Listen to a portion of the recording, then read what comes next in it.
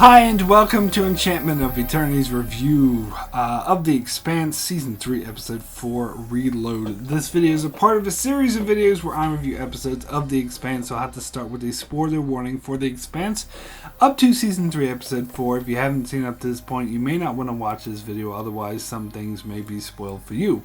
However, this video will not spoil events from the books, so if you haven't read the books, you are safe from spoilers, but I will have a spoiler section at the end of my video for those who have read the books, but I will give a proper spoiler warning before doing so. So this was a good episode. I really liked it, despite the fact that it was another setup episode. In fact, one might even call it a filler episode, or at least parts of it. Seems to be postponing or stretching out the story, but I still loved it. I still think it all worked, and in the end, the episode did a great job of getting me really excited for the next episode. Like, really excited. In fact, it does seem like things are coming to a head. So let's start with the Belter storyline, because we didn't get much of that in this episode. Just one scene of Drummer leading a group to reclaim the Nauvoo. It was a cool scene that featured a lot of realistic science ship stuff that we've come to expect from The Expanse. But other than that, not much to talk about, at least in the spoiler-free section. Suffice to say, we see that Drummer is preparing to retrofit the ship into a warship for the Belt, so expect some big things to come out of that.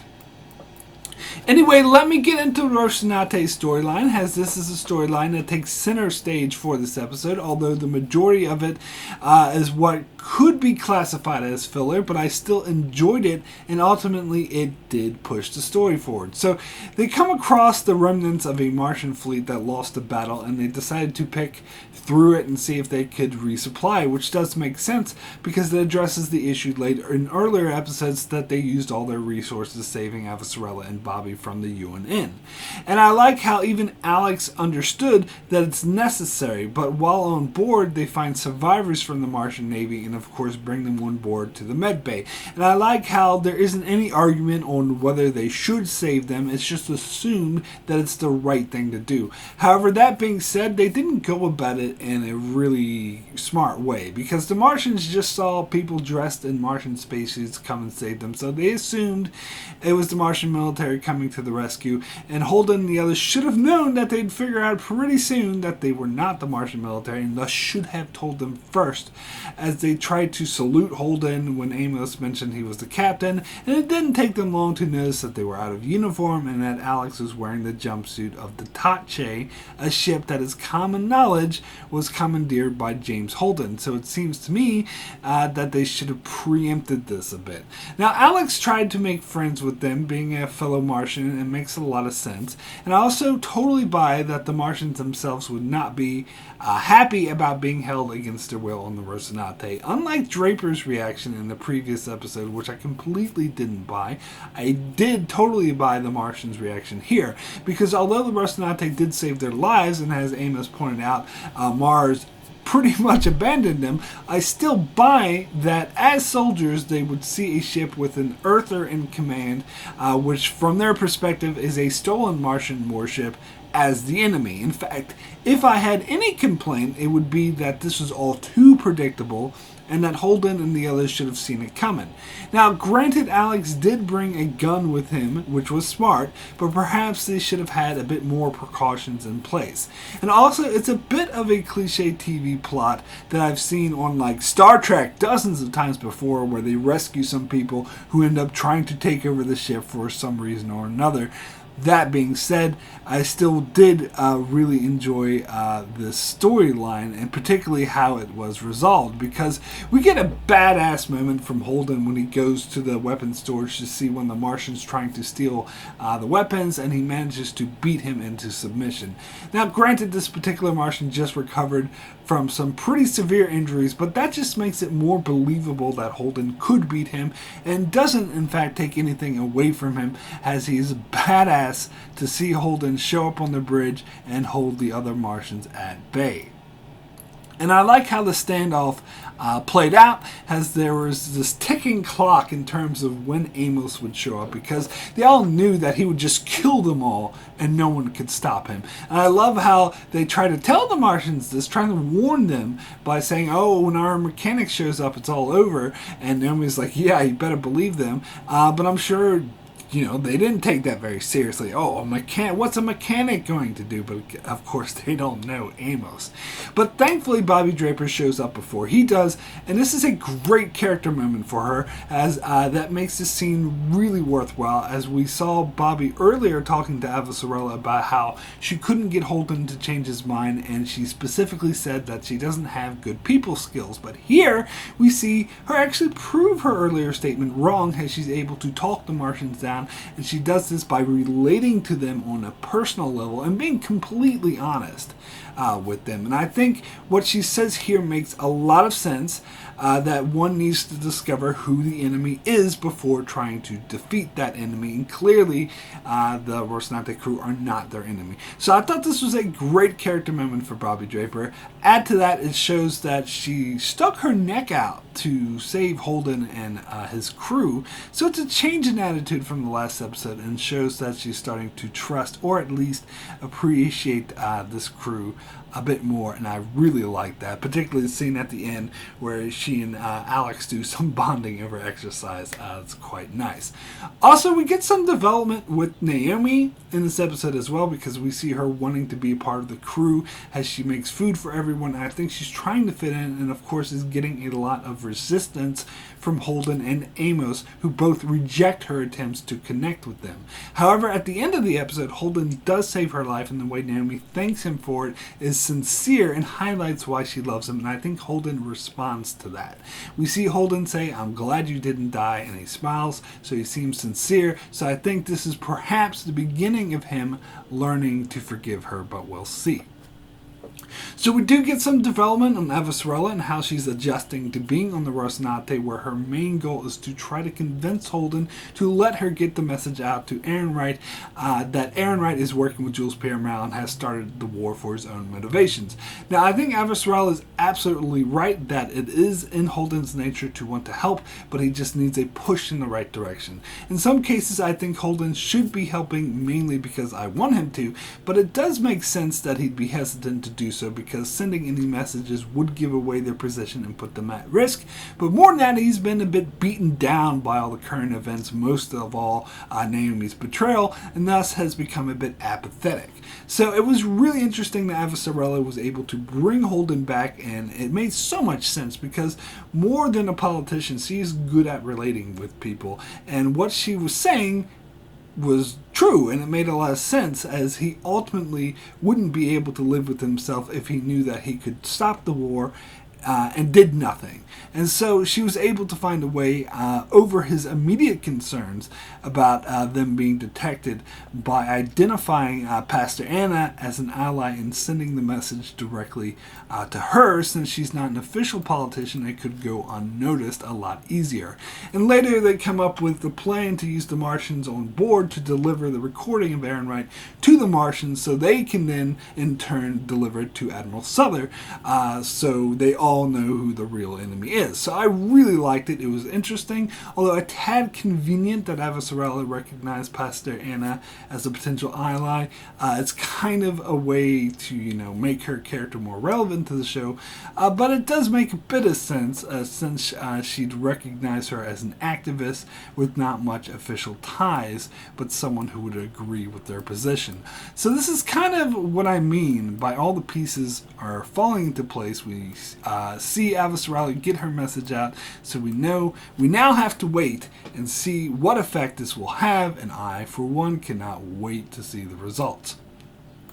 So speaking of Pastor Anna, we get some scenes with Secretary General Gillis making his huge speech, and Aaron Wright was being really swarmy to Anna beforehand, like, "Oh, you should sit close up because this is your work."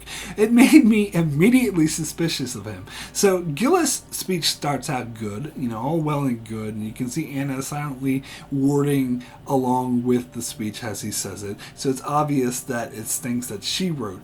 And the speech is mostly about how the human race needs to come together in this desperate time, But then it takes a dark turn where Gillis starts blaming Mars for all their problems, saying, oh, it's their audacity of wanting independence that's keeping humanity down, and essentially saying that Mars needs to be conquered and Earth needs to rule everything in order for humanity to prosper. And this speech was pretty damn dark. I'd hate to use this cliche, but it was really Nazi-like, and very much the speech of a dictator. But I totally buy that everyone would be cheering and applauding because this is exactly the kind of thing that happens in real life. But what was great about this scene was the swarmy, smug look on Aaron Wright's face when Gillis started speaking like a dictator, and he seemed to take delight in how distraught Anna was at the changes to her speech and how it was perverted into this dictatorship-esque war cry. It just illustrates perfectly how despicable this character is. So we get the follow-up scene where Anna charges in and goes off on Gillis, and I love when Aaron Wright tried to talk down to her, she just shut him up and said, no, you do not get to speak to me ever again. And Anna hits Gillis pretty hard with some hard-hitting points, like calling him Aaron Wright's puppet, which is totally true, and more hitting him over the fact that she was holding on to the possibility that through all of his ambitions, he was still a good person, but now she has to admit she was wrong.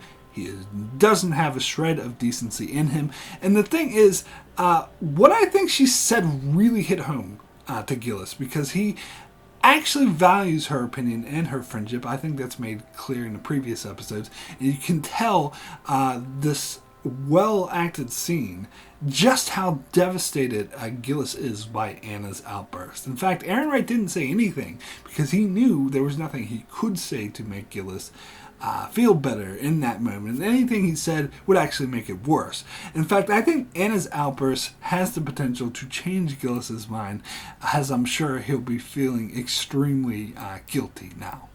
However, that wasn't Anna's aim, because she was being sincere when she said that she had given up on him, and this point gets driven home in the following scene where Anna calls her wife, and she's obviously livid to the point of saying she doesn't care about waking their daughter.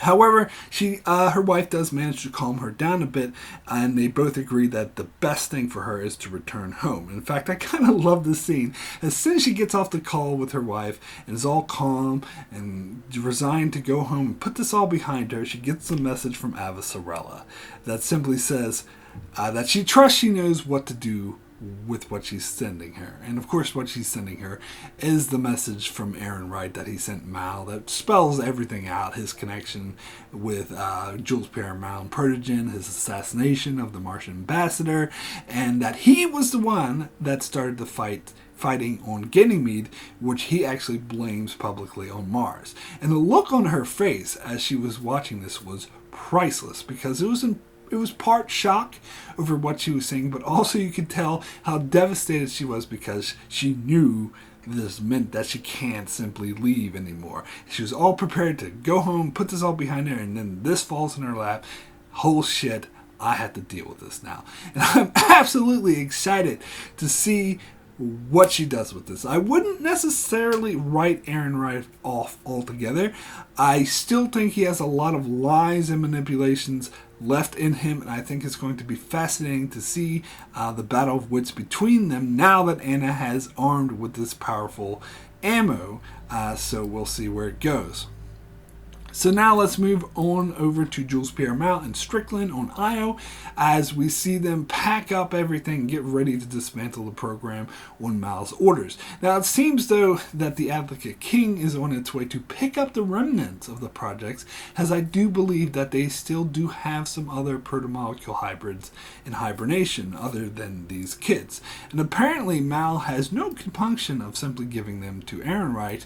Well, not giving them, I'm sure he's getting a lot of money for it, but I'm surprised that he's okay with it. But at any rate, he insists that no further experiments be done on the children, and we see him interacting with May more now that he's really warmed up to her. And we see that Strickland isn't at all happy at the prospect of shutting down the project, and is in fact continuing the experiments with the young boy Katoa against Mal's wishes.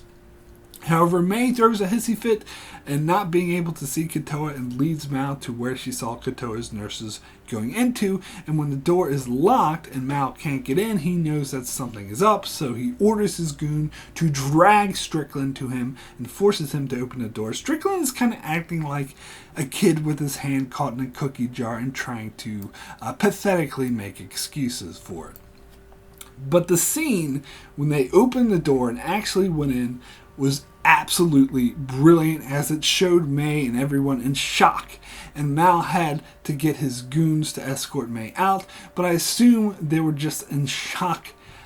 When I first saw this scene, I assumed they were just in shock to see Kotoa turn into this weird proto-molecule thingy, because that's all they show at first.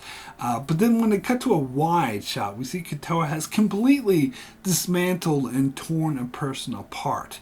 And that has got to be one of the creepiest, most effective horror scenes I've ever seen. It really creeped me out.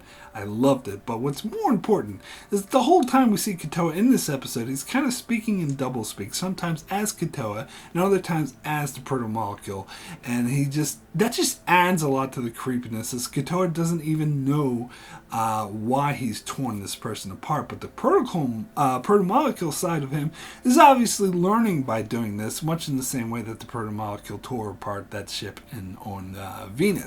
So Jules Pierre Mao realizes that the proto-molecule is communicating with the other proto-molecule throughout the system, and so then he agrees with Strickland that the experiments do indeed need to continue. So I think his change of heart here didn't necessarily come from a dark place. I think he's genuinely scared of the proto-molecule and thinks that they need more information on it in order to control it, or at least understand it more. So I do think Mao's change of heart is coming from kind of a good place, as he thinks this is what will protect humanity against the proto-molecule, but the result of what he's actually doing can be argued the moral gray area there. And Strickland, of course, is just a sociopath who doesn't care about anyone. So this will be interesting to see where this goes forward. And this was a very effective, very creepy way to end the episode. So my rating for Reload out of 10 is an 8, extremely good. Yes, the Martian attempted to take over the Versanate storyline was kind of cliche and derivative, but it did progress the character stories forward in interesting ways, as we see Holden warm up to Naomi and Draper perfectly explain her new outlook, and Holden, of course, step up and take steps to stop the war, while at the same time getting some powerful interactions with Anna, as she is used by Ehrenreich but makes a mark on Gillis that can't be understated, while of course the horrific reveal of the proto-molecule monster being connected was extremely effective. So a really solid episode. So that's it for my spoiler-free section of my review of Reload. Be sure to check out my live discussion of this episode, where I'll be joined by Apkin Tomko and Darren from D's Reviews, where we'll get more into this episode, which will be Friday night at 10 p.m. Eastern Standard Time in the U.S., which is 2 p.m. Saturday afternoon for me here in New Zealand. So be sure to join us for that. Also be sure to check out my channel, as I do many other videos on shows like Game of Thrones, Star Trek, Babylon 5, and more. So be sure to subscribe so you can keep up with all of that. And thanks a lot for watching. However, for those of you who have read the novels, you can follow me to my spoiler section, which begins now. So I like how they actually show Drummer go and reclaim the Nauvoo. In the novels, this happened between novels because, of course, a lot more time passes between the books than what happens in the show. Pretty much all of the seasons and all the episodes flow into one another, so there's no time to just take time out and say, oh, during these couple of years they went and reclaimed the Nauvoo. We actually have to see it happening for it to make sense. I actually think it works better for the show that way. I do like actually seeing them go and reclaim the Nauvoo. I thought maybe we were going to get the introduction of Ashford in this episode, but apparently they're saving that for later on, and that's fine, because I do suspect that this storyline won't fully kick in until the Book 2 storyline is completed, which I still think will happen by episode 6, especially after seeing how this episode seems to be setting up for the confrontation. I don't see how they could drag it out any longer than episode 6, but we'll see. So the storyline with the Martians was obviously a show original storyline, which does make it kind of feel like it's stretching things out a bit, kind of like they did with the whole Spy and the Donkey Ball storyline in season 1. However, it seems like they're skipping a lot of the book storyline, like the whole thing with Prex's wife and the media war to discredit him, and Prex trying to raise funds for his cause. And plus the whole war storyline changes the dynamic of Ava Sorel's storyline. So I think this storyline was actually necessary, a very necessary way to compensate for all that and sort of tie everything together with how the show has established this storyline. So I actually think it really works. Anyway, that's all I have for spoilers this week, so I will see you guys next week, and thanks a lot for watching.